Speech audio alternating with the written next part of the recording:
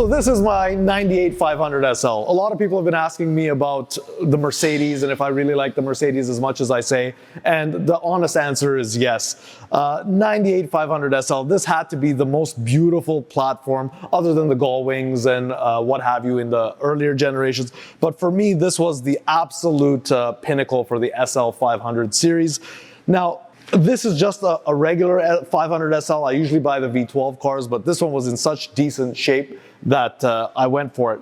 We did a lot of modifications. Now, I can't show you the modifications because they're already done, but I wanted to show you the car while I still had it here before I actually sold it. So again, 98 SL. This one has about 80,000 kilometers, about 50-ish thousand miles or so. But we took it, we had it resprayed. Not me, actually, the previous owner had it resprayed, and then we got the car in pretty good shape, but we had to do all the upgrades that I would have done when I was younger if I could have afforded the car back then. So what did we do? We started with the headlight lenses. I always like having all the new stuff from the factory, so we did headlight lenses, we did the corner lights in the Euro version. This car was missing the wipers, so we had the wipers put back on. If you come around here, obviously we had to do wheels. The only wheel that's supposed to go on this car, in my opinion, is the AMG Aero. So the AMG Aero is the multi-piece AMG monoblock style wheel, and we put 245s on them, 17-inch in the front, 17-inch in the rear. But look at how beautiful the rear wheel is. Guys, if there was any wheel to put on a SL500 of this generation, it has to be this. Just look at it. Like Cole, if you look at the car and how it fits and how it looks, it has a bit bulkier tire, and the bulkier tire, it's not the newest thing. A lot of people are like, oh, that looks a little bit weird, but back then this was it. If you had this tire, I think this is a 275, yeah, so this is a 275 4017 in the back, so you have a lot more sidewall, but it just looks meaty back here. But on a regular SL, it wouldn't be this low. This car has factory, when I say factory, I mean AMG springs, and it was really hard to find these AMG springs. My buddy found them actually locally, which was really, really surprising. We had to blast them and re-powder coat them, but it has the factory AMG springs. This car also has top hats. So there's basically a rubber spacer above the spring. So there's 3 different levels. You can have a 3, a 2, or a 1 to bring it up or down accordingly. So we installed those. That's why the stance is absolutely perfect on this car. Now, to top it all off, we found an AMG muffler. And the AMG muffler, you don't really usually see them on these cars. Again, another very, very rare piece. Take a look at it, Cole. It's a small version of like a G63 exhaust or what have you, but this is actually made for this car. We didn't cut it and weld it. This was made for this chassis at that date. We found it all, we put it together. Couple things inside. As you can see, it has the hardtop on it, but this isn't a regular hardtop. This is the really sought after panel roof.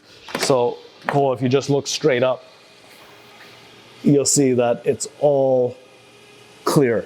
So it's one of the most rarest items to find. This car has it. Other than that, we really haven't done anything. The engine got its service, and basically that's it. Brakes, tires, rotors, all that kind of stuff.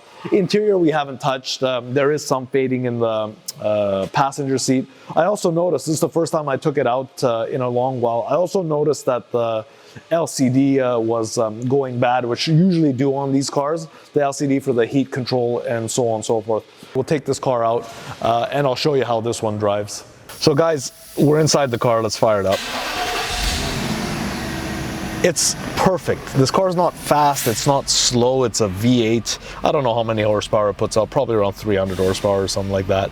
But everything in this time was just so nice. It's sturdy, it's built well, it always starts. Now, there were a lot of issues with this car, wiring wise and so on and so forth. So it's not like an absolute dream where you can just buy it and just keep driving it for the rest of your life. It needs service like every other Mercedes. It needs to be taken care of. But what a car to drive.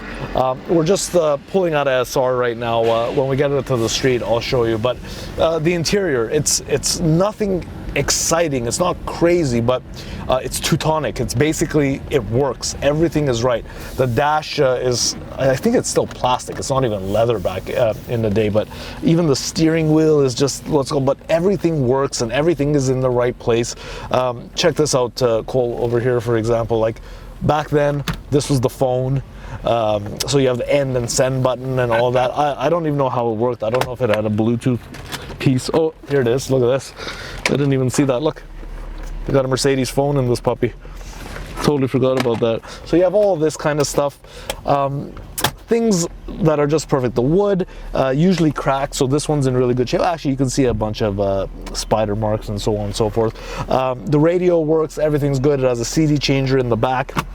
However, these LCD panels always go bad on the air conditioning, and you got to replace it. As I don't know if you can see it in the camera, but you can see how it you see half the stuff and not the other half. Now I can't show you guys with the top down because we have this panel roof inside, which is probably the best thing ever made, but it was so rare. We had to buy this after the fact, after my buddy bought the car initially.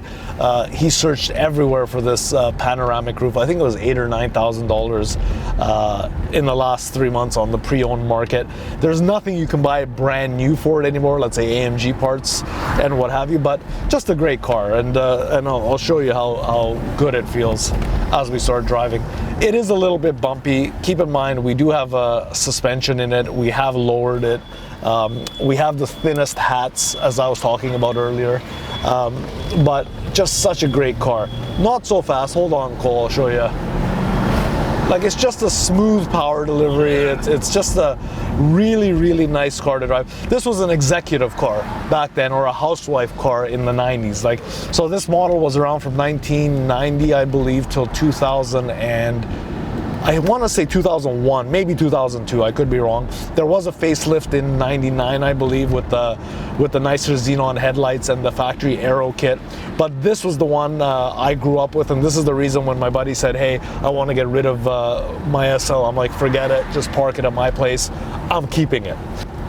This, along with my E55 and my G55 and everything of that era, the 90s to 2005, 2006 era, I just love them when it comes to Mercedes-Benzes. I still think they're probably one of the best cars ever built in the world.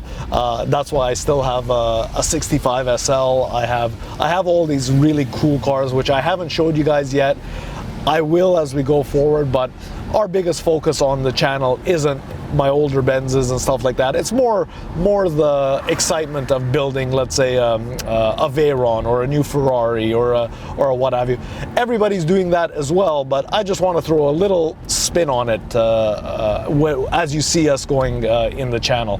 But for this Benz, how can you get anything better than this? This car is not worth a lot of money. This car is worth maybe $50,000 Canadian, what, $35,000 US for something this pristine. It's one of those cars where back in the day you'd have to be really wealthy to have, but the bang for the buck now to drive something like this is just absolutely unbelievable. So there's not much else to say, guys. It's a perfect car. It's a perfect driver. If you're buying one and you want to have it as a daily, maybe you won't lower it as much as we did, or you might not do the 17-inch wheels. You do maybe the factory 15-inch 8 holes, I think they're called. But something of this generation needed this look for me to hold on to it. Now, am I going to keep this car?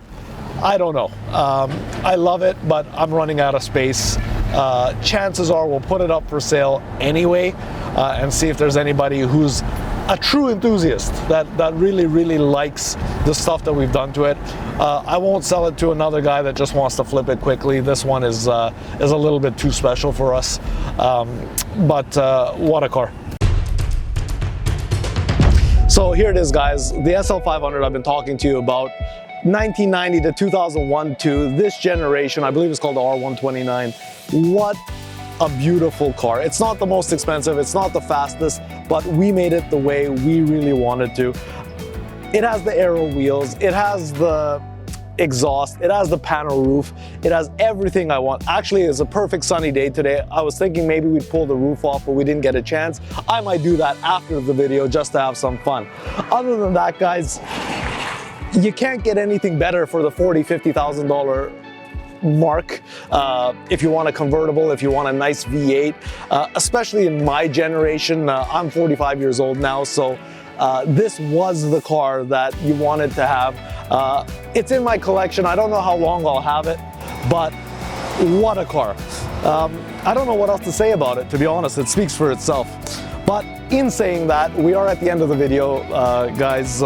Thank you for watching. As always, I'm really not good at this stuff. I'm glad you guys are still bearing with me.